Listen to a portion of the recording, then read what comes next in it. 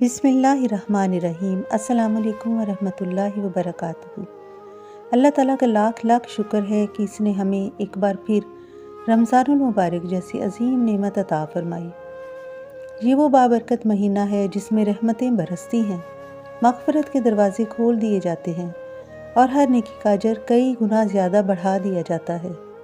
اس ماہ میں ایک اہم سوال اکثر ذہن میں آتا ہے، کیا ہمیں استغفار زیادہ پڑھنی چاہیے یا قرآن پاک کی تلاوت کرنی چاہیے؟ عزیز بہن بھائیو، رمضان وہ مہینہ ہے جس میں قرآن مجید نازل ہوا، اور یہی وجہ ہے کہ اس مہینے میں قرآن کی تلاوت کی خاص فضیلت ہے۔ صحابہ کرام اور بزرگان دین رمضان میں قرآن مجید کی تلاوت میں بہت اضافہ کر دیتے تھے، یہاں تک کہ بعض کئی مرتبہ ختم کرتے تھے۔ لیکن رمضان صرف تلاوت کا مہینہ نہیں، بلکہ یہ توبہ، مغفرت اور اللہ کی رحمت سمیٹنے کا مہینہ بھی ہے۔ استغفار کا مطلب ہے اللہ سے اپنے گناہوں کی معافی مانگنا، اور نبی کریم صلی اللہ علیہ وآلہ وسلم نے ہمیں سکھایا ہے کہ گناہوں سے پاک ہونے کے لیے استغفار بہترین ذریعہ ہے۔ اس لیے سحری کے وقت، نمازوں کے بعد اور دن کے کسی بھی حصے میں ہم استغفر اللہ پڑھ سکتے ہیں۔ خصوصاً رمضان کے آخری عشرے میں استغفار کی اہمیت اور بھی بڑھ جاتی ہے، کیونکہ یہ جہنم سے نجات کے دن ہیں۔ اور کیا زیادہ پڑھا جائے؟ اصل بات یہ ہے کہ دونوں اعمال ہی ایک دوسرے کی تکمیل کرتے ہیں۔